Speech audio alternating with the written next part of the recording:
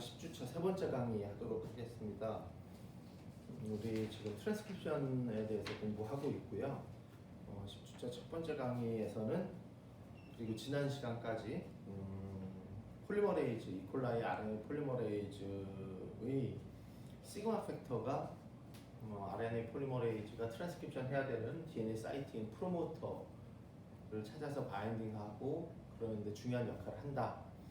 프로모터를 찾는데 중요한 역할을 한다라는 것을 규명한 실험들에 대해서 얘기했었고, 지난 시간에는 이제 이콜라이 프로모터에 대해서 얘기를 했었어요. 프로모터 얘기하면서 프로모터의 종류,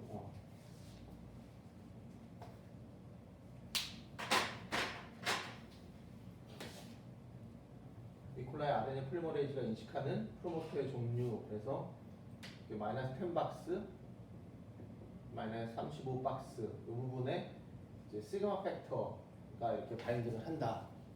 물론 다른 아이들을 다 데리고요. 그리고 또 시그마 팩터가 아니라 알파 서브유닛이 이렇게 더듬이를 내면서 알파 2니까 두 개의 더듬이로 여기에 업 엘리먼트 부분에 가서 업 엘리먼트 부분을 인식하고 이 프로모터를 그러니까 다른 폴리머레이즈와 함께 폴리머레이즈 서브유닛과 함께 여기 가서 바인딩을 하게 된다. 이런 얘기 했었고요. 그 다음에 그 페이지 두 번째 페이지 아래에 보면 피스 사이트라고 있어요. 피스 사이트, 업 엘리먼트, 코 프로모터 엘리먼트, 업 엘리먼트, 그 다음에 피스 사이트. 피스 사이트는 뭐냐면 우리가 인핸서라고 불러요. 우리가 통틀어서 인핸서. 정리하면 RNA 폴리머레이즈가 트랜스크립션 하기 위해서 바인딩하는 자리, DNA 시퀀스 이름, 프로모터. 그리고 또 비슷한 거 하나 배운 거 있어요. 우리 물론 이 트랜스크립션 요 챕터 끝나고 나서 그 다음에 이제 오페론 하면서 다시 정확히 좀 더 자세히 배울 텐데, 우리 지난번에 락 오페론 얘기 잠깐 했었잖아요. 그러면서 락 리프레서가 바인딩하는 DNA 자리 이름 뭐라 그랬죠? 리프레서가 바인딩하는 자리 오퍼레이터라고 했어요. 오퍼레이터. 리프레서가 하는 역할은 뭐였죠? 리프레서가 하는 역할? 리프레서는 RNA 폴리머레이즈가 프로모터에 바인딩하는 것을 막는 역할을 했어요. 그러니까 그때 당시 락 오페론 같은 경우에는 이 리프레서가 바인딩하는 오퍼레이터와 RNA 폴리머레이즈가 바인딩하는 프로모터 자리가 이렇게 겹쳐 있었죠. 그래서 리프레서가 오퍼레이터에 바인딩하면 프로모터 자리를 이렇게 탁 먼저 차지해 버리기 때문에 RNA 폴리머레이즈가 바인딩 못하는 이런 양상이었는데, 그러면 반대로 세포 안에는 트랜스크립션을 더 촉진시켜주는, 무슨 얘기냐면 RNA 폴리머레이즈의 기능을 도와주는, 또 RNA 폴리머레이즈의 어떤 기능이냐면 RNA 폴리머레이즈가 트랜스크립션을 해야 되는데, 지난 시간에 마지막에 뭐라 그랬냐면 트랜스크립션은 이니시에이션, 일롱게이션, 터미네이션 스텝으로 되어 있다.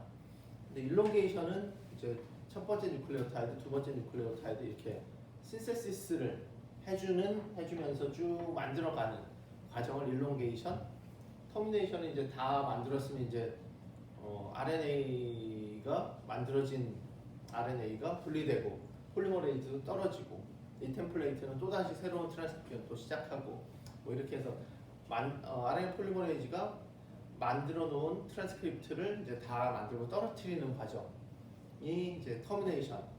그러면은 떨어진 다음에 얘는 우리가 코어 서브유닛 이콜라이의 코어 폴리머레이즈가 일롱게이션 하고 터미네이션 된 다음에 떨어져 나오면 누구랑 붙어야 돼요? 시그마 팩터랑 붙어서 홀로 엔자임을 만들고, 그 다음에 다시 프로모터를 찾아서 가서 바인딩하고 열고 시작하고. 근데 여기서 떨어진 다음에 터미네이션 된 다음에 떨어진 코어 폴리머레이즈가 시그마 서브유닛과 결합한 다음에 홀로 엔자임이 된 다음에 이 프로모터를 정확히 찾는 데 걸리는 시간이 전체 트랜스크립션 과정 중에 가장 오래 걸리는 시간이에요.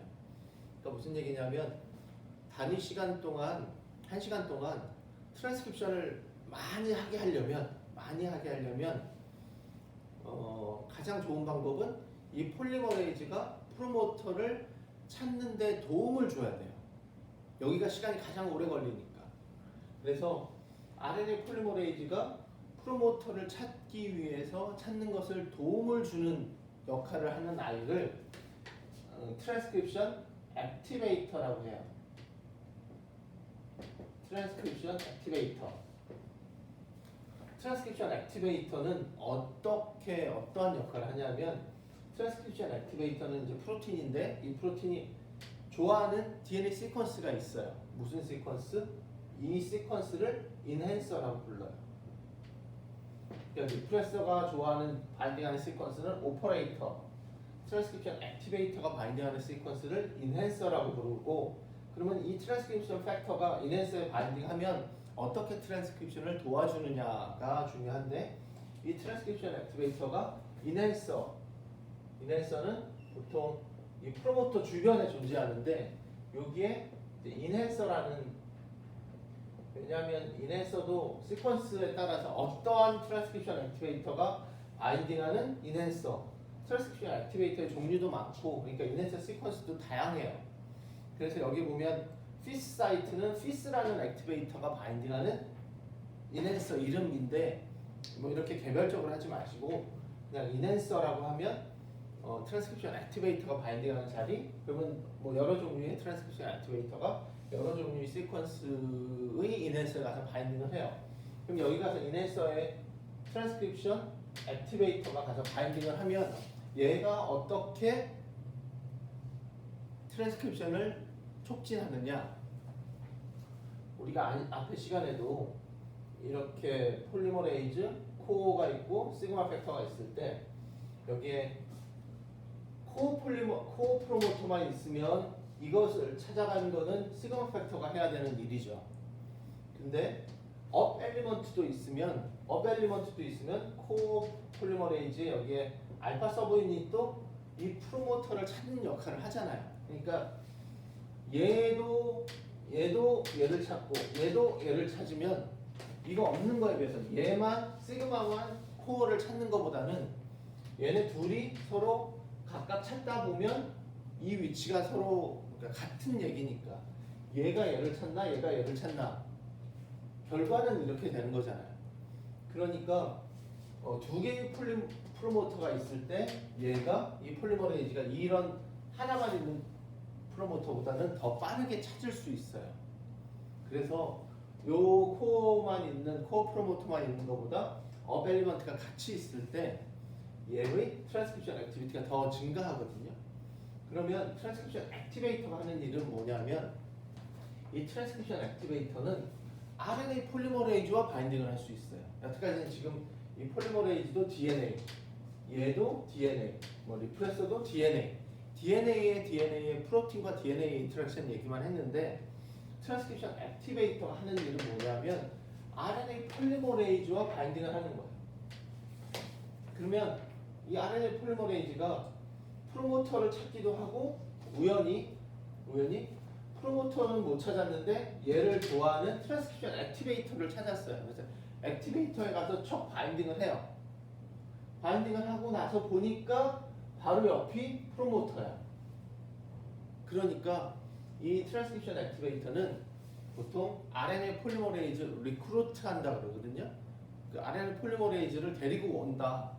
데리고 와서 어디로 데리고 오냐면 이 프로모터 주변으로 데리고 와서 RNA 폴리머레이즈가 이 프로모터를 빨리 찾을 수 있도록 도와주는 역할을 해요.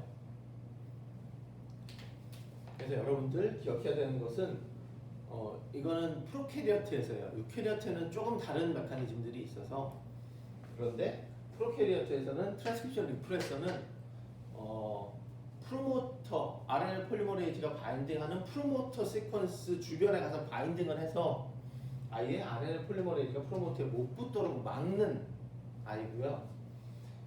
이 액티베이터는 이 인핸서라는 시퀀스는 그런 프로모터랑 겹치진 않겠죠. 겹치진 않고 주변에 존재해요. 주변에 존재해서 액티베이터가 RNA 폴리머레이즈를 이렇게 리크루트해서 데리고 오면 그 주변에 프로모터를 빨리 찾을 수 있게 만들어주는 역할을 하는. 그러니까 요 인핸서라는 시퀀스는 프로모터랑은 달라요. 인핸서는 트랜스크립션 액티베이터가 붙는 자리고 프로모터라 하면 기본적으로 RNA 폴리머레이즈가 붙는 자리예요. 이렇게 좀 이해해 주시면 좋을 것 같아요. 인핸서에 얘가 하나 나와서 이렇게 표시를 했고요. 그 다음은 그 다음 페이지는 생략할게요. 지금 생략하고 이제는 4페이지 할 텐데 4페이지는 뭐냐면 이렇게 이제 우리가 폴리머레이즈를 배웠고 그 다음에 프로모터 시퀀스에 대해서 프로모터 역할, 뭐 오퍼레이터 인해 뭐 이런 것들 DNA 트랜스크립션에 관련된 DNA 시퀀스들에 대해서 좀 배웠고요.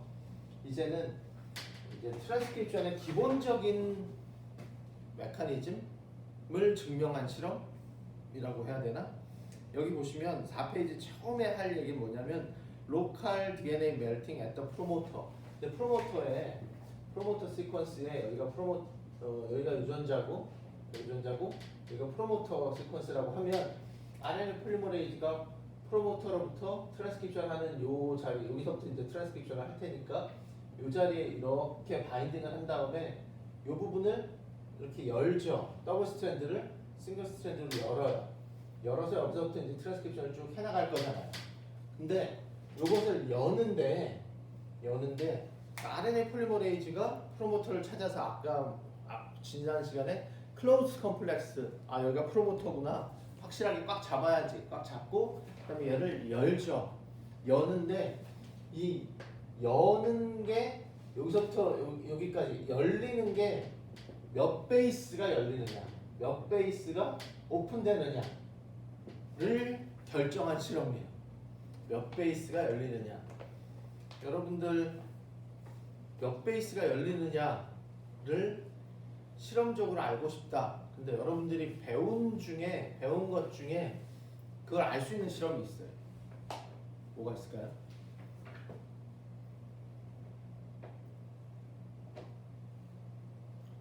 비대면이면 자유로운 얘기가 오갈 텐데 뭐가 있어요? 여기 답이 있네요. 1번 하이퍼크로믹 시프트. 이건 어떻게 해요? DNA가 우리가 일정 베이스 몇 베이스인지 다 알고 있다고 칩시다. 알고 있다고 치고 이게 한 40이라고 쳐요. 40 베이스 페어. 그리고 나서 얘를 흑광도로 측정해요. 260나노미터. 그럼 어떤 값이 나오겠죠. 그리고 얘를 디내추레이션 시켜봐요. 디내추레이션 시키면 어떻게 된다고 그랬어요? 1.4배 증가한다고 그랬죠. 1이고 1.4가 됐어. 그쵸? 근데 여기에 이제 프로모터 시퀀스가 있어서 여기 RNA 폴리머레이즈를 집어넣어줘 봐요. 집어넣어주면 이렇게 바인딩을 하겠죠. 그리고 일부분을 열 거 아니에요. 일부분을 이렇게 열었어요. 이 상태에서 흑광도를 측정해요. 흑광도를 측정하면 측정했더니 1.2가 나왔네? 그럼 몇 베이스 연 거죠? 이게 40이면 다 열리면 1.4 반 열렸다는 거죠. 그러면 20이 오픈되었구나. 20베이스가 오픈되었구나. 이렇게 알 수 있겠죠. 이해가나요? 예, 하이퍼크로믹 시프트를 이용하면 이렇게 몇 베이스가 오픈되어서 싱글 스트랜드로 존재하는지 알 수 있어요. 그거 말고 두 번째 실험, 세 번째까지 있는데 두 번째까지만 할 거예요. DMS S1 뉴클리에이즈 트리트먼트라고 되어 있어요. DMS는 이제 다이메틸 설페이트, 그거와 관련된 실험이 여기 6.17이라고 아래쪽 왼쪽 편에 있어요. 좀 크기가 작긴 하지만 여기는 보세요. 여기에 A하고 T가 바인딩 되어 있는 게 그려져 있어요. 그러니까 여기에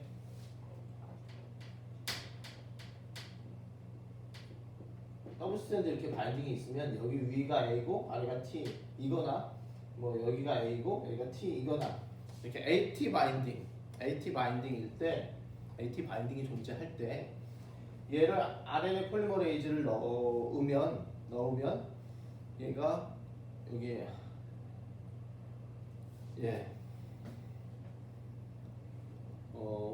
먼저 DMS가 뭐 하는 거냐면 이렇게 합시다. 이렇게 먼저 더블 스트랜드가 이렇게 있어요.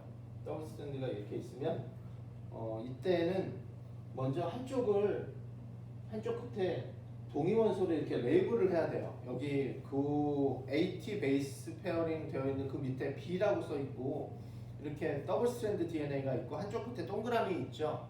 이게 이제 아이소톱으로 동위원소로 레이블을 했다는 거예요. 한쪽 스트랜드 끝만 양쪽을 하지 말고 한쪽 스트랜드만.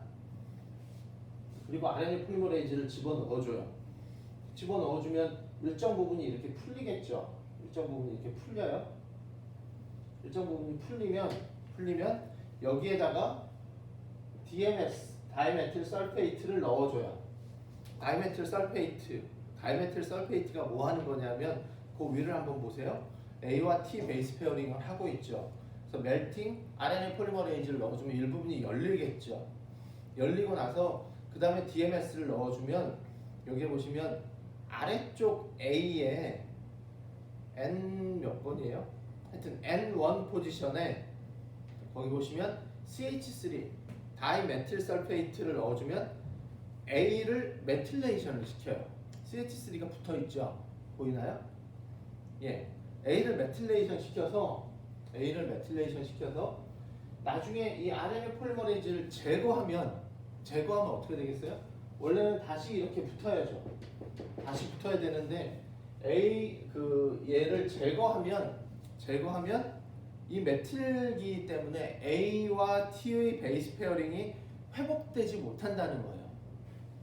그러니까 여기 그림에서 보시면 아래 그림을 보면 B번에서 RNA 폴리머레이즈를 넣었어요. 그러니까 오픈이 됐죠. 그 다음에 다이메틸 설페이트를 넣어줘요. 그러면 그 오픈된 상황에 존재하는 A에 오픈된 오픈된 시퀀스 가운데 아데닌에 메틸기가 이렇게 척척 붙어요. 척척 붙으면 이 리무브 폴리머레이즈 아래로 내려가면 폴리머레이즈를 제거하면 그 아래쪽으로 갔을 때 다른 것들은 더블 스트랜드로 회복이 되지만 AT 베이스 페어링은 회복이 안 돼요. 그래서 부분적으로 이런 모양이 된다는 거예요. 여기가 AT거나 여기가 AT거나 여기가 AT인 것들. 근데 여기 한쪽에 레이블이 되어 있죠. 한쪽에 레이블이 되어 있어요. 그렇죠? 그래서 여기까지 하고 이런 상황일 때 그 다음에 뭐라고 되어 있어요? S1이라고 그랬죠. S1 뉴클리에이즈를 처리하는 거예요. 여기에다가 S1 뉴클리에이즈는 이름에서 알다시피 S1 싱글 스트랜드 뉴클레오타이드, 싱글 스트랜드로 되어 있는 뉴클레오타이드를 자르는 엔도 뉴클리에이즈예요. 싱글 스트랜드면 다 잘라요. 그러니까 얘가 어딜 자르냐면 여기 자르겠죠. 여기가 싱글이니까 여기도 자르고 여기도 자르고 여기도 자르고 여기도 자르고 여기도 자르고 이렇게 자를 수 있단 말이에요. 그리고 나서 젤을 걸면 동위원소가 포함되어 있는 부분만 요만한 사이즈가 밴드로 보여요. 요만한 사이즈가. 이 길이는 요 동위원소가 포함되어 있는 요 부분이에요. 요 부분은 잘렸으니까. 근데 이렇게 하면 여기는 열렸구나. 요 부분은 열렸구나. 요 부분은 오픈된 부분 안에 포함되는구나를 알 수 있어요. 근데 문제는 이쪽은 모르잖아요. 이쪽은 몰라서 그러면은 어떻게 하냐면 S1 뉴클리에이즈를 짧게 트윗해요. 짧은 시간 동안. 얼마나 짧게? 그건 모르지만 실험적으로 여러 가지 타임 포인트로 실험을 해보는 거예요. 얼마나 짧게? 이런 DNA가 딱 하나만 있는 게 아니잖아요. 지금 이 템플레이트가 딱 하나만 있는 게 아니라 수백 수천 개가 있을 거예요. 수백 수천 개가 있어서 다 이제 폴리머레이즈 넣고 DMS 넣고 그 다음에 폴리머레이즈를 빼면 이렇게 생긴 아이들이 굉장히 많을 거라고요.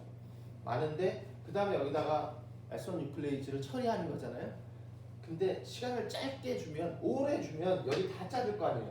다 잘라서 우리 눈에 보이는 건 이거밖에 안 보여요. 그러니까 아주 짧게, 얼마나 짧게 각 DNA에 S1 뉴클레이지가 한 번 정도 자를 수 있게. 한 번 정도. 이거는 여기 산수 쪽으로 3번 자르는 거잖아요. 한 번만 자를 수 있게. 그래서 어떤 DNA는 여기를 자르고, 어떤 DNA는 여기를 자르고, 어떤 DNA는 여기를 자르고. 그러면은 동영선 여기 붙어 있으니까 요런 게 나올 거고, 요런 게 나올 거고, 요런 게 나올 거잖아요. 그래서 이걸 제래 걸면 이렇게 나오겠죠. 그렇죠. 그러면 얘의 사이즈가 몇인지, 얘가 뭐 30이더라, 36클레오타이드, 얘는 16클레오타이드더라. 그러면 여기도 열렸고 여기도 열렸고, 아 20이 열리는구나 라는 걸 알 수 있어요. 이해가나요?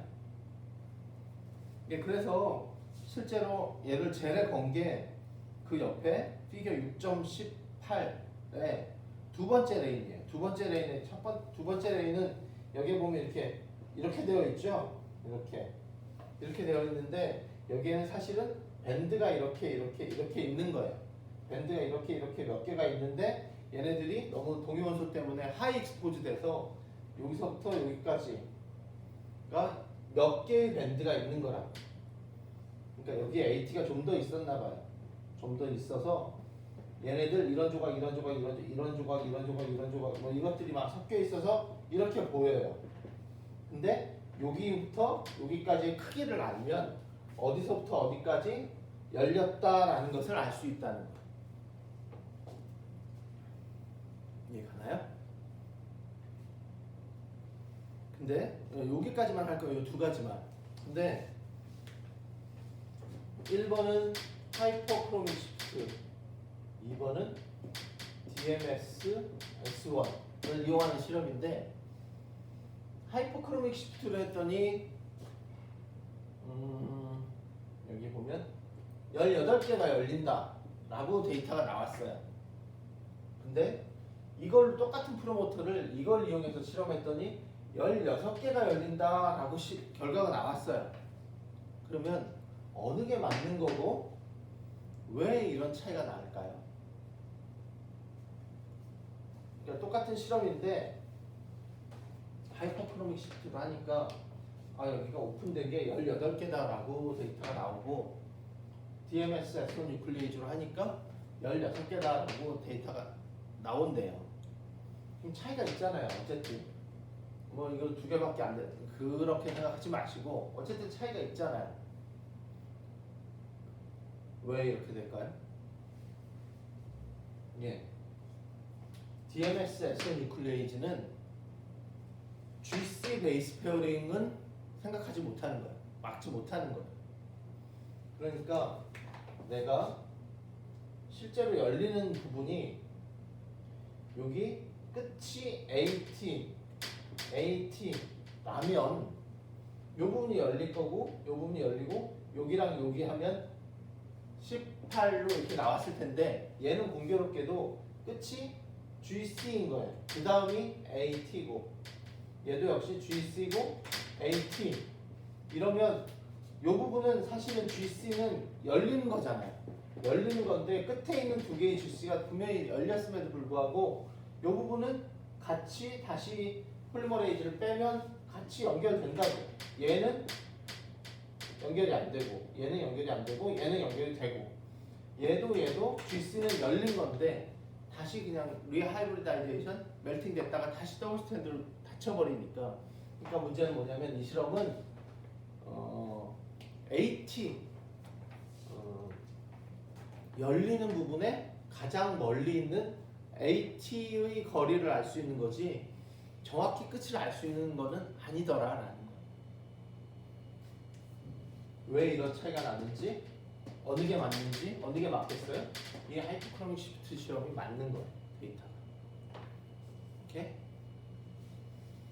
예. 이 실험은 뭘 한 거냐면 RNA 폴리머레이즈가 프로모터에 바인딩해서 트랜스크립션을 하기 위해서 오픈 컴플렉스를 형성하는데 그 오픈을 몇 개나 오픈하느냐 그 개수를 확인하는 실험이에요. 개수를 알 수 있는 실험. 두 가지 방법.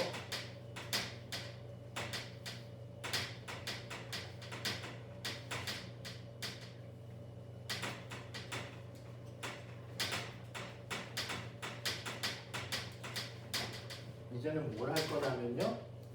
그 아랫부분은 이번에는 원래 프로모터가 이렇게 있으면 RNA 폴리머레이즈가 이렇게 바인딩을 하죠.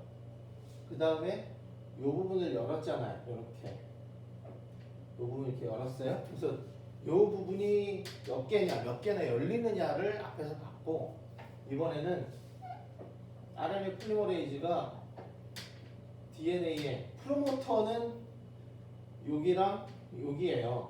여기랑 여기가 프로모터인데 그 시퀀스가 중요하다라는 것은 이미 알았는데, 뭐 경우에 따라서는 뭐 이런 것까지 알아야 돼요라고 말할 수도 있지만, 이 폴리머레이즈가 요 시퀀스를 보고 여기에 척 자리를 잡았잖아요. 이 자리를 잡았는데 이 자리를 얼마나 잡느냐, 요게 몇이냐, 몇 베이스 정도나 이렇게 자리를 차지하느냐. 이 중에 중요한 시퀀스는 여기 프로모터예요. 프로모터를 보고 가지만 얘가 프로모터가 이렇게 있을 때 이렇게만 바인딩하는 게 아니라 얘가 이렇게 어떻게 보면 뭐 이런 식으로 이렇게 좀 넓게 바인딩을 하는데, 그 바인딩을 하는 주체는 이 부분이죠. 그렇지만 얘가 얼마나 자리를 차지하느냐를 알아보는 실험.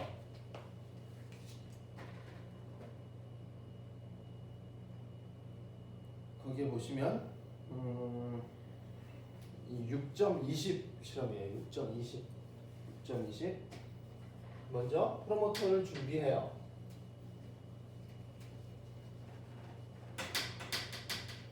프로모터를 이렇게 준비를 하고요.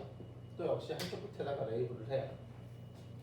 레이블 하고, 폴리머레이즈 여기 뭐 실험이 그렇게 어렵지 않아서 그 다음에 폴리머레이즈를 붙여요.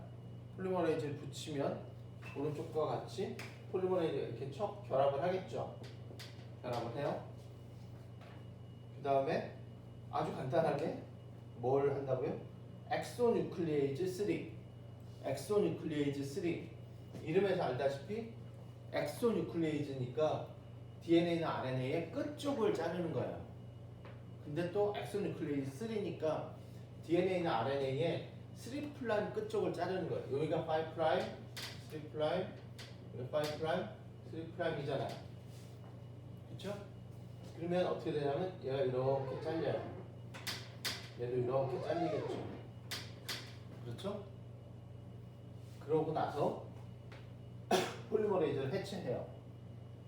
해체하면 원래 지금 이만큼이죠? 네, 이만큼인데 폴리머레이즈를 해체하고 얘를 디내추레이션 시킨 다음에 젤을 걸어서 보면 일정한 사이즈의 밴드가, 요 밴드가 나오겠죠. 요 밴드가. 그러면 이 밴드 사이즈가 만약에 이게 전체가 100인데 이 밴드 사이즈가 70이더라. 그러면 이쪽에서 30, 이쪽에서 70이니까 바인딩하는 왼쪽 끝을 알 수 있죠. 그렇죠. 왼쪽 끝을 알 수 있어요. 근데 이 실험은 한 번을 더 해야 돼요.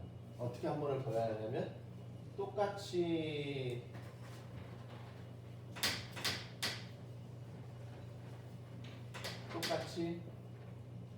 템플레이트를 준비하고 이번에는 이쪽에다 레이블을 해요.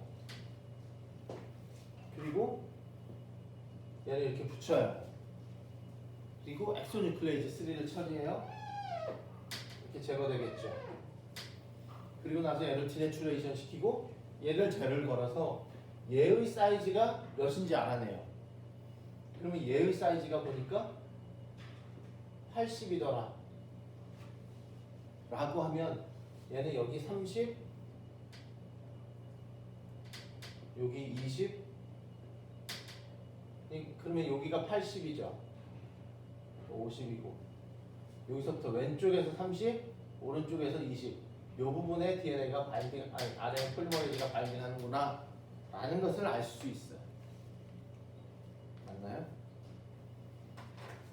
6.20은 뭐 지금 생각해 보면 그렇게 어렵거나 뭐 복잡한 실험은 전혀 아니에요.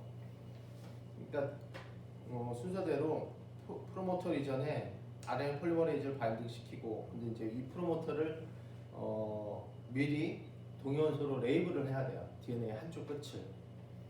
그리고 어느 쪽 끝이 이쪽이 됐는지를 각각 구분해서 확인해서 레이블을 해야 되고, 그 다음에 엑소뉴클레이즈를 처리하고, 그 다음에 이걸 디내추레이션 폴리머레이즈 제거하고 DNA를 디내추레이션하고, 그 다음에 일렉트로포레시스를 하면 이 부분만 사이즈가 젤의 딱 사이즈를 알 수 있거든요. 그럼 그 사이즈를 알아서 한쪽 끝이 폴리머레이즈가 차지하고 있는 한쪽 끝이 어딘지를 알아봄으로써 이쪽을 레이블하면 반대쪽 끝을 알 수 있고요. 이쪽을 레이블하면 또 반대쪽 끝을 알 수 있어서 폴리머레이즈가 차지하는 위치를 알 수 있는 실험이다. 이게 엑소뉴클레이즈 3를 이용한 실험. 근데 이 실험은 두 번 해야 되잖아요. 한쪽은 이쪽을 레이블하고 한 번은 이쪽을 레이블하고 두 번 실험해야 돼서 이것을 한 번에 할 수 있는 실험이 있어요. 한 번에 할 수 있는 실험. 이건 어떻게 하냐면 어느 쪽이든 한쪽을 이렇게 레이블을 해요. 레이블을 하고 얘를 DNase 1이라는 엔자임은 DNase 1은 그냥 얘를 그냥 무턱대고 자르는 엔자임이에요. DNA를 엔도뉴클레이즈고요. 그냥 이렇게 뉴클레오타이드 단위로 그냥 이렇게 작사를 내요. 작사를. 이렇게. 그런데 이렇게 하면 오래 시간을 두면 결과적으로는 요거밖에 안 보일 거 아니에요. 젤에 걸면 오랜 시간을 두면 요거 하나 딱 밴드 보일 거 아니에요. 근데 그렇게 하지 말고 우리 앞에 그 뭐였죠? S1 그 우리 멜팅 되는 요거 할 때 S1 뉴클레이즈를 어떻게 처리했어요? 짧은 시간 처리했죠. 짧은 시간. 얼마나 짧은 시간? 이 DNase 1이 이 템플레이트 DNA를 이렇게 왕창 다 자르는 게 아니라 이 템플레이트도 많이 있을 거 아니에요? 많이 있을 테니까 이 템플레이트를 각각 한 번 정도 자를 수 있을 만큼의 짧은 시간, 한 번 정도 자를 정도의 짧은 시간. 뭐 그건 실험을 해봐야 하는 거예요. 그러면은 어떻게 되겠어요? 밴드를 걸면, 젤을 걸면 어떤 놈은 여기서 잘린 게 나올 거고, 어떤 놈은 여기 안 잘리고 그 다음에 잘린 거, 그 다음에 잘린 거, 뭐 이렇게. 그러면은 결과적으로 어떻게 나오냐면 이렇게 나와요. 이렇게. 이해가나요? 근데 똑같이 레이블 한 다음에 DNA를 RNA 폴리머레이즈 이렇게 바인딩 시키고, 얘는 바인딩 되어 있는 상황에서 아까 뭐 엑소뉴클레이즈 3도 바인딩 시켜놓고 엑소 3 쳤듯이 얘도 똑같은 컨디션으로 바인딩 시켜놓고 DNase 1을 처리해요. 그럼 어떤 놈은 여기 가서 자를 거고, 어떤 애는 여기 자르고, 어떤 애는 여기 자르고. 근데 여기는 못 자르죠. 지금 폴리머레이즈가 붙어 있으니까 여기 가서 자르지 못해요. 근데 여기 자르고 여기 자르고 여기 자르고 그러겠죠.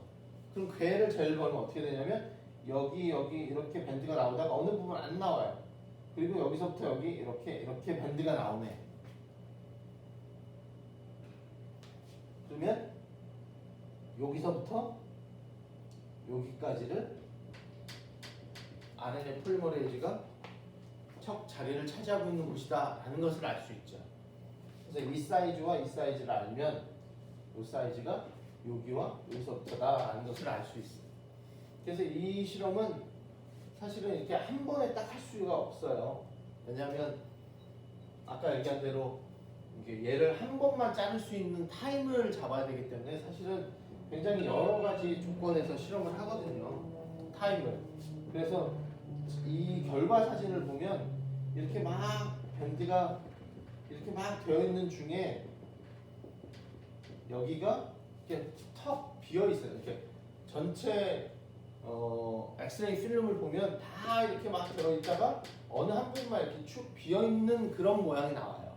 그래서 이거를 누가 다 이렇게 되어 있는 세멘트를 다 발랐는데 거기다가 우리 그 뭐죠? 콘크리트 같은 거 새로 하면 거기다가 일부러 뭐 발자국 내는 그런 사람들 있잖아요. 그런 것처럼 누가 이런 데다가 발자국을 낸 것 같다 라고 해서 이것을 풋 프린팅 어세이라고 해요. 풋 프린팅 어세이. 풋 프린팅 어세이는 장점은 일단은 레이블을 한 번만 하면 돼요. 한 번만. 그렇죠? 이 엑소뉴클레이즈 실험에 비해서는 한 번만 해서 더 짧긴 한데 사실은 이 조건을 잡는 게 얘보다 훨씬 어려워요. 뭐 그런 게 있긴 하지만 하여튼 이 두 가지 실험을 통해서 RNA 폴리머레이즈가 프로모터에 반딩을 하는데 그 프로모터를 포함해서 어디서부터 어디까지를 차지하고 있는지를 결정할 수 있어요. 오케이? 네, 오늘은 여기까지 할게요. 수고하셨습니다.